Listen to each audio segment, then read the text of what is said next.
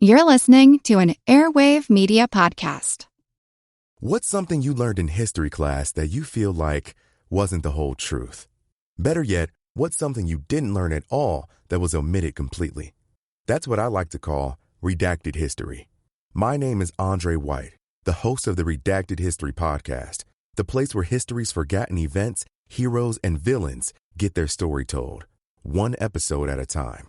The Redacted History Podcast. Real history never dies. Stream the Redacted History Podcast on Apple Podcasts, Spotify, or wherever else you get your podcasts.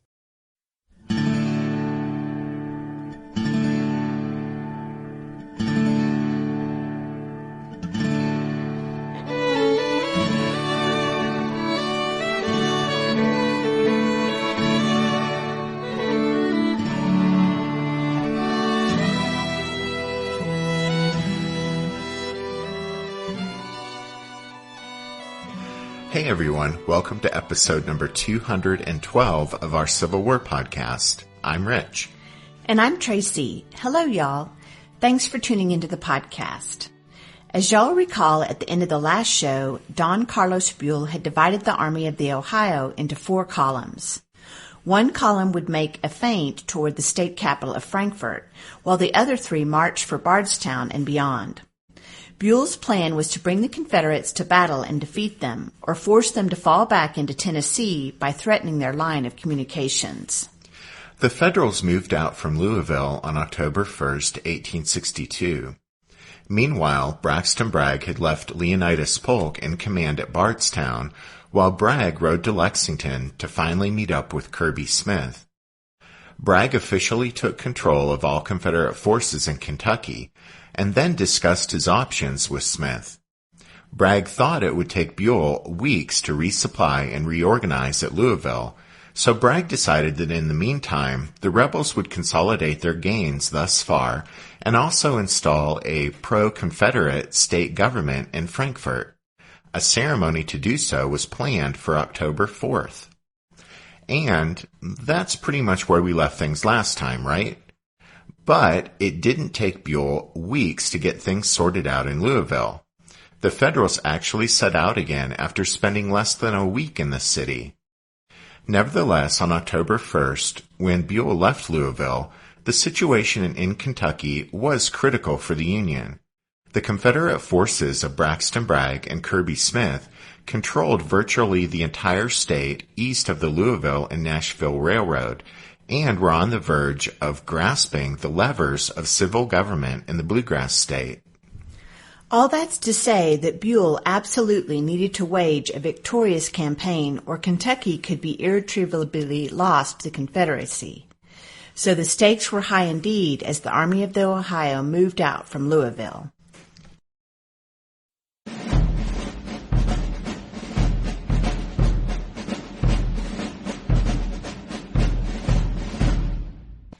The Federal columns left Louisville by 4 roads. Sill's 2nd Division marched east on the Shelbyville Turnpike, aiming for Frankfort, some 50 miles away. McCook's Corps followed the Taylorsville Road and formed the left flank of Buell's main thrust to the southeast. Crittenden took the center on the Bardstown Road, while Gilbert's Corps anchored the Federal right on the Shepherdsville Pike. George Thomas rode with Crittenden's column while Buell accompanied Gilbert's troops. Union cavalry preceded the infantry, scouting ahead to locate the Confederates. By the first night, the Federals were 10 miles outside Louisville and were well on their way, although the Green regiments had a difficult time of it. A lot of the rookies had started off carrying way too much gear and equipment, and they had quickly begun to dump items along the roads. Private Timothy Pendergrast of the 2nd Minnesota described how, quote, "We began to see fine new boots lying by the roadside, alongside of new blankets, shoes, fine shirts, books, and all kinds of trinkets for use or ornament. Scarcely half of the new regiments kept their place in the ranks until camp was reached. The remainder were scattered along the road for several miles, nursing blistered feet or aching backs. While of the veteran troops, scarcely one man was missing." Buell's advance caught the Confederates by surprise. After weeks of campaigning, the mounts of the rebel cavalry were worn out, and the effectiveness of their patrolling by this point left much to be desired. Their Federal counterparts, on the other hand, were newly re-equipped in Louisville and successfully screening Buell's advance. The Confederate horsemen didn't detect Buell's march until October 2nd, and Polk reported this unexpected news to Bragg in Lexington. Polk's message that the Yankees were on the move found Bragg busily planning Richard Hawes' inauguration as the new governor of Kentucky on October 4th. Bragg assumed the threat to Frankfort represented Buell's main effort, although the Confederate commander didn't have any cavalry on hand under his personal command to verify this. And so, just based on his assumption that Buell was heading for Frankfort, Bragg decided to concentrate his army and Kirby Smith's force west of the state capital and offer battle. Bragg wanted to use Kirby Smith's Army of Kentucky as a blocking force, while Polk brought Bragg's own Army of the Mississippi up from the southwest and smashed into the Federals' flank. To that end, the Confederate commander immediately ordered Polk to, quote, put your whole available force in motion by Bloomfield and strike Buell in flank and rear. If we can combine our movements, he is certainly lost. But, crucially, instead of postponing the ceremony in Frankfort and taking command in the field, Bragg continued supervising the preparations for the October 4th installation of Hawes as governor. Meanwhile, Kirby Smith's troops marched for Frankfort so they could play their part in the battle that Bragg was planning. When Bragg's orders arrived, though, they put Leonidas Polk in a dilemma, because to Polk it now seemed clear that the Yankees' main effort was aimed at Bardstown rather than at Frankfort. Polk now understood that one Federal column was marching directly for Bardstown, while flanking columns were also moving in the same direction. Each passing day brought the advancing enemy columns 10 or 12 miles closer, and by the morning of October 3rd, the Federals stood about a day's march from Bardstown. That meant that if Polk moved as Bragg had ordered, that would cause the Confederates to collide with McCook's Federals near Bloomfield, northeast of Bardstown. Fighting through McCook's corps would, in the best case, delay the rebel movement to Frankfort, and, in the worst case, would allow the rest of Buell's troops to concentrate and smash Polk's force. Caught between a rock and a hard place, that is, between Bragg's orders and the reality of the rapidly developing situation, and aware that he was outnumbered almost 2-1 by Buell's approaching columns, Polk needed to make a decision quickly. Late on the morning of October 3rd, the bishop-turned-general called a council of war. After reading the order from Bragg to move through Bloomfield, Polk sought the opinions of his fellow officers. Only Patton Anderson, a die-hard Bragg loyalist, argued for strictly following the order. But when he was asked what he would do if Bragg's order didn't exist, and knowing the Federals were in fact aiming for Bardstown, Anderson admitted he would withdraw eastward toward Harrodsburg, which was about 40 miles away. Once this suggestion was out in the open, everyone agreed it was really the only realistic option available to the Army of the Mississippi. Polk later said, quote, we were all clearly satisfied as to the position of the troops of the enemy, which information we were sure the general commanding the forces could not have, or he would not have issued such an order. End quote. In other words, Polk and the other officers in Bardstown realized that Bragg didn't understand the true situation, so they decided to ignore his instructions and do what they thought was best. Polk therefore issued orders that the army would withdraw eastward. That meant that Braxton Bragg's plans were beginning to seriously unravel, and he didn't even know it yet.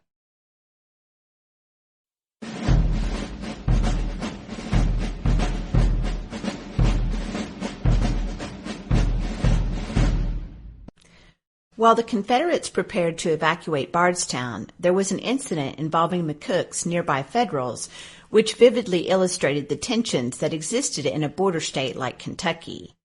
It's important to remember that since it had remained with the Union, Kentucky, even though it was a slave state, was not bound by President Lincoln's upcoming Emancipation Proclamation. Right. But on the evening of October 3rd at Bloomfield, an escaped slave appeared in the 21st Wisconsin's camp, followed in short order by 3 men chasing him and demanding his return. The 21st was a new regiment, having just been mustered into service on September 5th.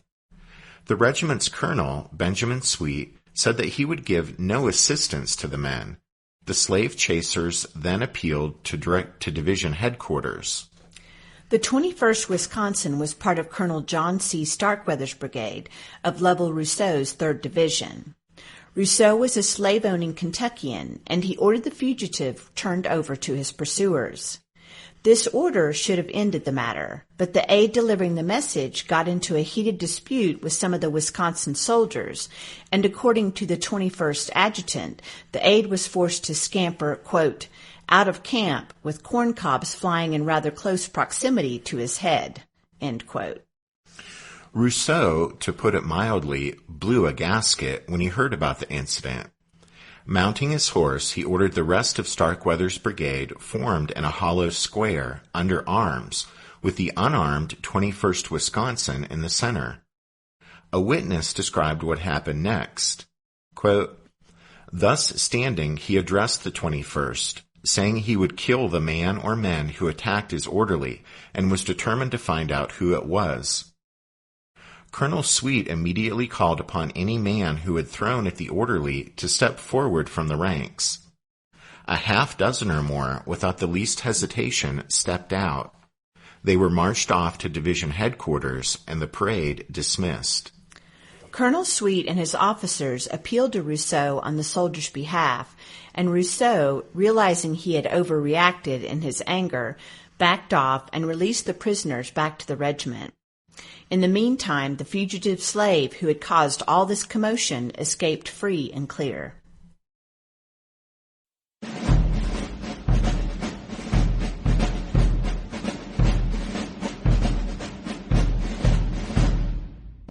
Did archaeologists discover Noah's Ark? Is the rapture coming as soon as the Euphrates River dries up? Does the Bible condemn abortion? Don't you wish you had a trustworthy academic resource to help make sense of all of this?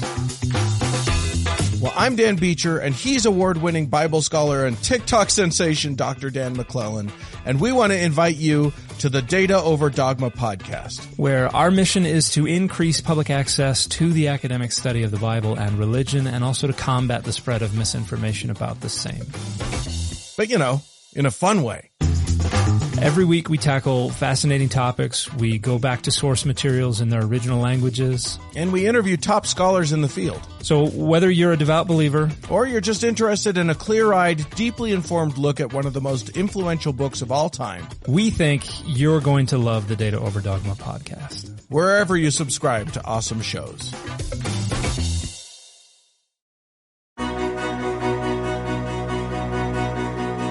History never says goodbye. It just says, see you later. Edward Galeano was right when he said that. Events keep happening over and over again in some form. And that's the reason I produce the podcast, My History Can Beat Up Your Politics. What is it? We take stories of history and apply them to the events of today to help you, perhaps, understand them better.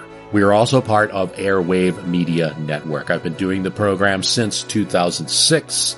That's a long time, and the show has a long name. My History Can Beat Up Your Politics. Find me wherever you get podcasts.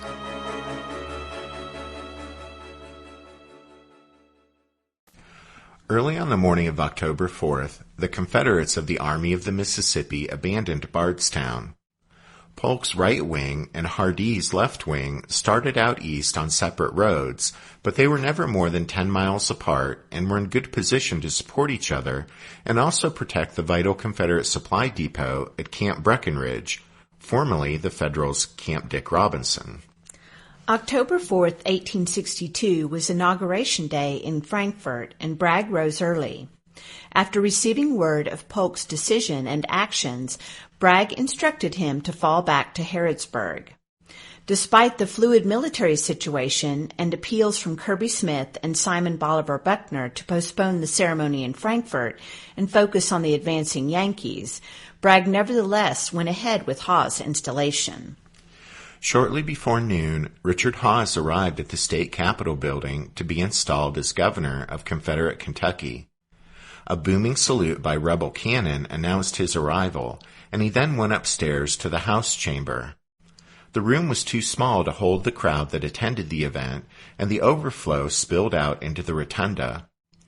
Kentucky native Humphrey Marshall spoke, followed by a grandiose address from Bragg. Then Hawes stepped up to the podium. Hawes, while on the run from Union forces, had actually already been sworn in earlier that year in a sham ceremony in southern Kentucky. So now all he did was read a speech that pledged his administration would stay in Frankfort and that federal troops would soon be expelled from the state. A luncheon followed the ceremony, but while the guests were enjoying their meal and looking forward to a ball that evening, artillery fire was suddenly heard to the west.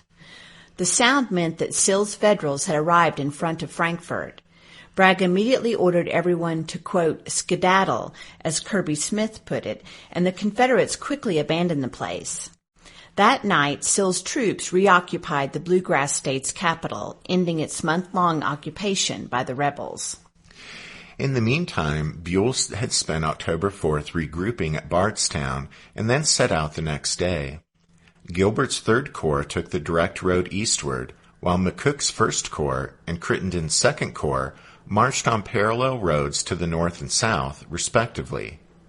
Sill's troops left Frankfort on October 5th and started a slow march southward to join back up with Buell's main force.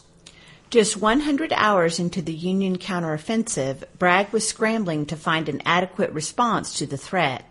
The Confederates had lost Frankfort on the same day Hawes had been installed as governor, exposing that bit of play acting for the farce that it was. And unless Bragg could fight and defeat Buell, the invading Confederates would lose the rest of central Kentucky as well. Bragg frantically looked for a place to give battle, and he settled on Harrodsburg, about 30 miles southwest of Lexington, as the place to make a stand. The town wasn't far from the rebel supply depot at Camp Breckinridge, while the roads that came together at Harrodsburg would allow Polk's and Kirby Smith's forces to easily concentrate there. Bragg therefore rode south for Harrodsburg and ordered both Confederate armies to join him there.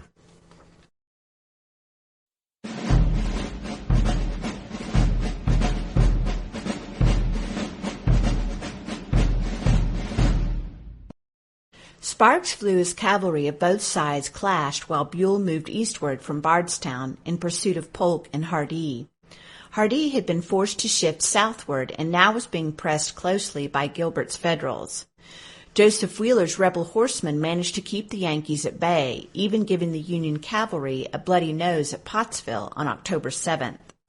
That evening, Wheeler's cavalry drew back about 2 miles to the vicinity of Perryville, a small crossroads hamlet where the 2 divisions of Hardee's wing had halted.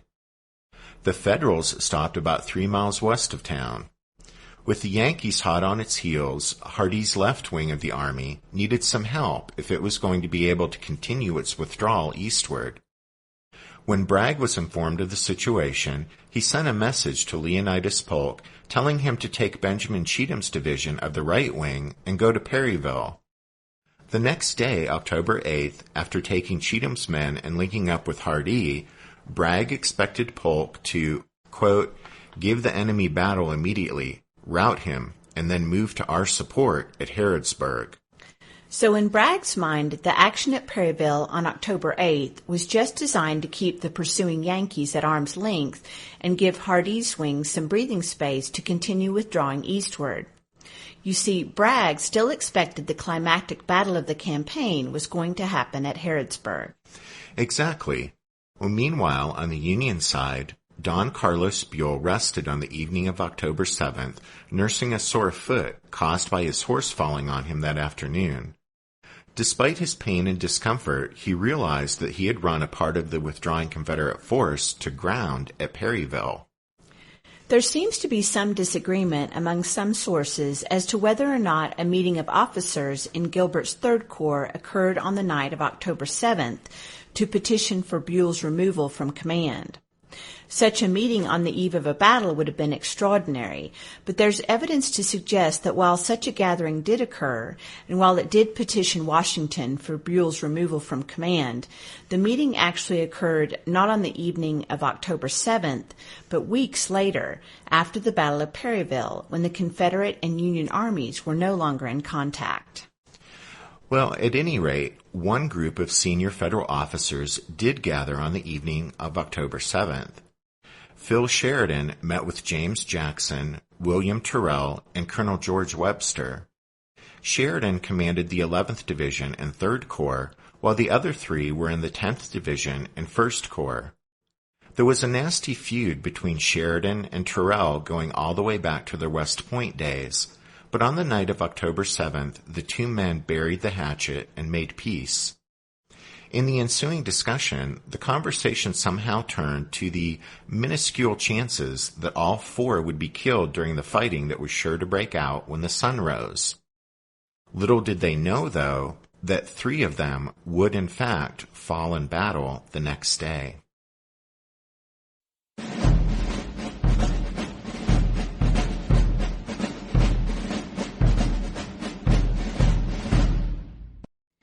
As Buell's Federals had pursued Polk's and Hardee's Confederates eastward, the drought and unrelenting heat had taken their toll on the soldiers of both sides. Sporadic rain showers did little to benefit the parched countryside or ease the men's thirst. Most of the streams were dry, or nearly so, and the misery of the Union troops was increased by the fact that the thirsty Confederates in the lead usually depleted the water sources before the following Federals reached them. By the evening of October 7, 1862, the focus of the Kentucky campaign had shifted to one of the most historic areas of the Bluegrass State, namely the triangle formed by Harrodsburg to the north, Danville to the southeast, and Perryville to the southwest. Approximately 10 miles separated each place from the other. Harrodsburg dated from 1774 and was the oldest permanent English settlement west of the Appalachian Mountains.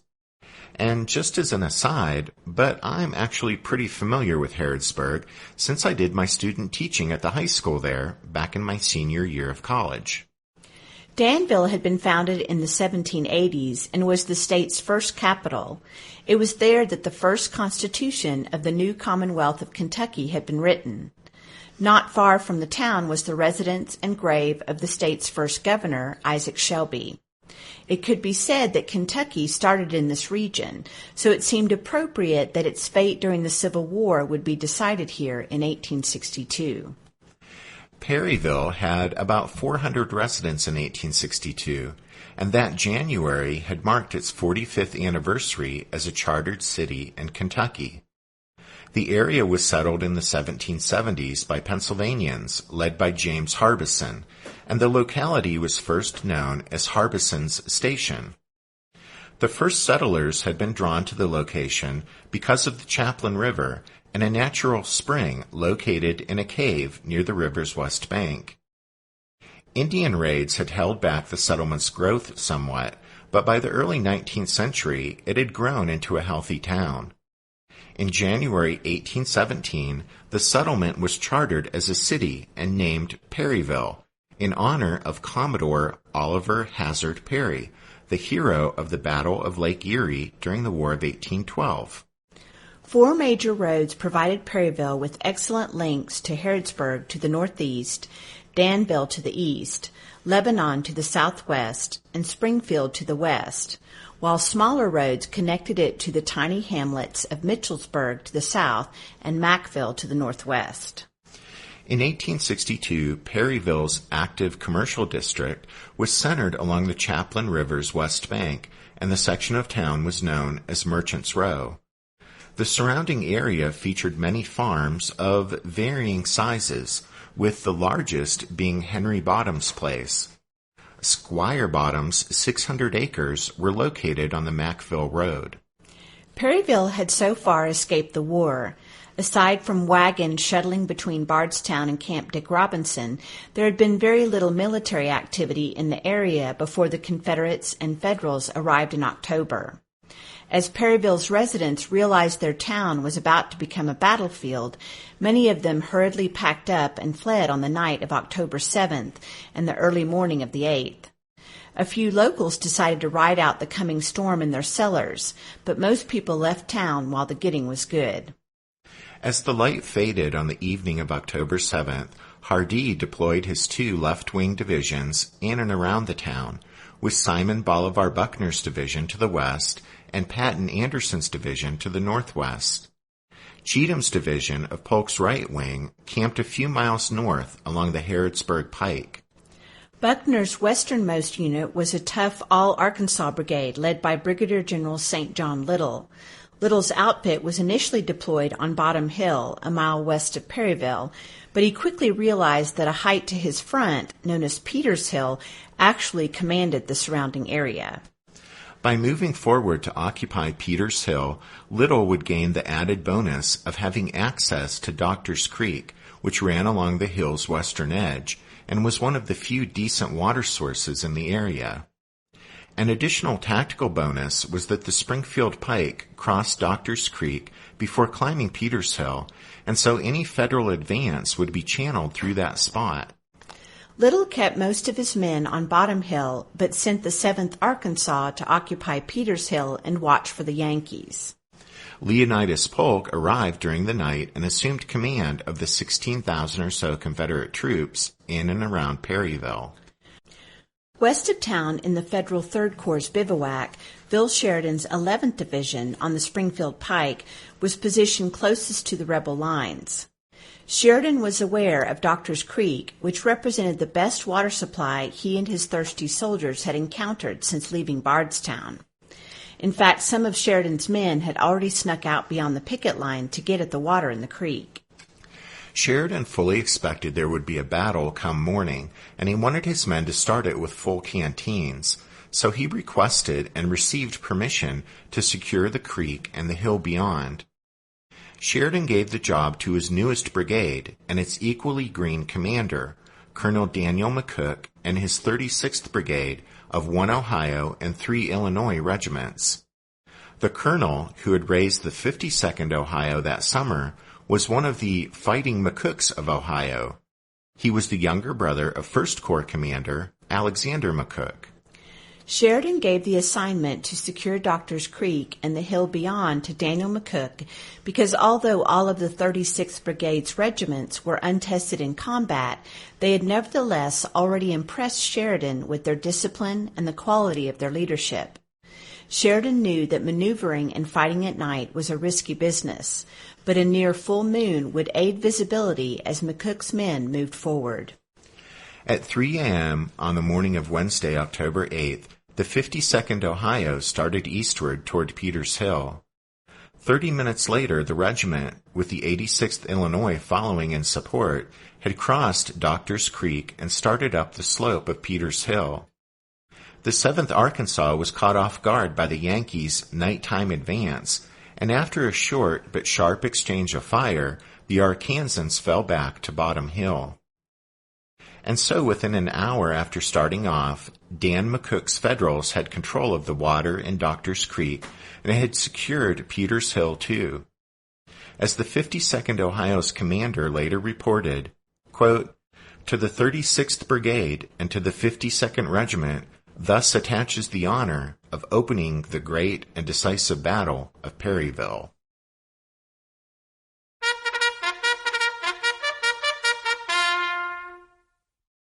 That means it's time for this episode's book recommendation, and our recommendation this time is Perryville, This Grand Havoc of Battle by Kenneth W. Noe. Noe's book is the most comprehensive account of the 1862 Kentucky campaign and the most detailed narrative of the Battle of Perryville itself. Perryville, for some reason, is probably one of the least written about major battles of the war, so if you're interested in learning more about this clash that decided the fate of the Bluegrass State, then Noe's book is a must-have for your Civil War library. That's Perryville, This Grand Havoc of Battle by Kenneth W. Noe. Don't forget you can find all of our book recommendations at the podcast website, which is www.civilwarpodcast.org. Also at the website, you can find links to the podcast Facebook page and Twitter feed. And at the website, you can join the Strawfoot Brigade. And once you become a member, you can have access to 60 extra episodes. And just a shout out to the newest members of the Strawfoot Brigade, Bernie and Charles. And thanks to Richard K. for his donation this past week. We also want to say a thank you to Spiritwood Music for their permission to use their song Midnight on the Water as the music you hear at the beginning and end of every episode of the podcast. Thanks for listening to this episode of The Civil War, 1861 to 1865, a history podcast. Rich and I do hope you'll join us again next time as we continue with the story of the Battle of Perryville. But until then, take care. Thanks, everyone. Bye.